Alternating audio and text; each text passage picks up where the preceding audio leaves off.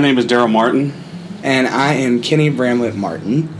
And today we just want to kind of tell everybody about what it really means to be involved and included. For us, it's been a journey for almost a year now.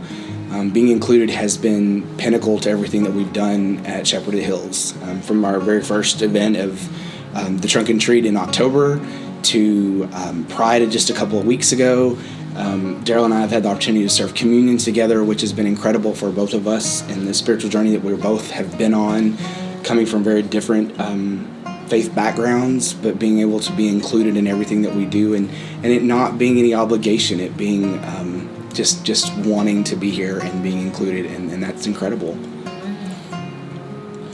For me, it's been hard to find a place to belong or be included.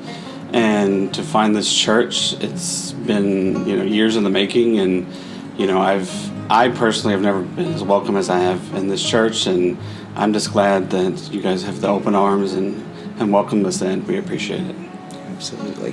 So just in case I forget this later, I'm Jonathan, and I'm all in.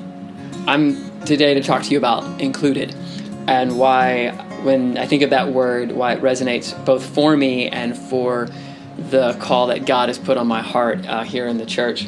I've been kind of coming to Shepherd of the Hills with my wife Amy since 2008, 2009. After we had gotten married, we were like, we need to start finding a church community. We want to get more focused and back into church. And she, like I said, she grew up Presbyterian, and so I said, okay, I'll give this a try. And so we came, and immediately at the time, the church immediately was a super welcoming and warm place for us. I've seen that inclusion amplified over the years. So my son Ross is autistic, and he has ADHD. He gets his ADHD from daddy. And he, over the years, has been part and loved in this community. He can't really be in worship, the cacophony of noises and everybody that just so much just overwhelms him. So sometimes it's like he can't even go to Upstreet, but he would go to the library in the church. And what's super funny is it's the idea of like just a regular sort of included church would be okay, cool, you can go to the library or whatever, that's fine.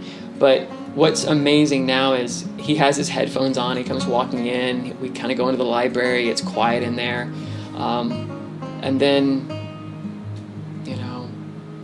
Miss Kathy will show up and say hi. Miss Chris will show up, come in and sit down. Like in the middle of worship, in the middle of things going on and everything else they've got done, they make the time to check in. And it's intentional. And I think that's the big word when we start talking about like inclusion is intentional. And it's one of the biggest reasons why I'm all in and continue to be all in, and my family continues to be all in. Wherever God leads this congregation next, whether inside the walls, but also outside the walls of this church, that's where we continue to go. So thanks for listening, and have a great one.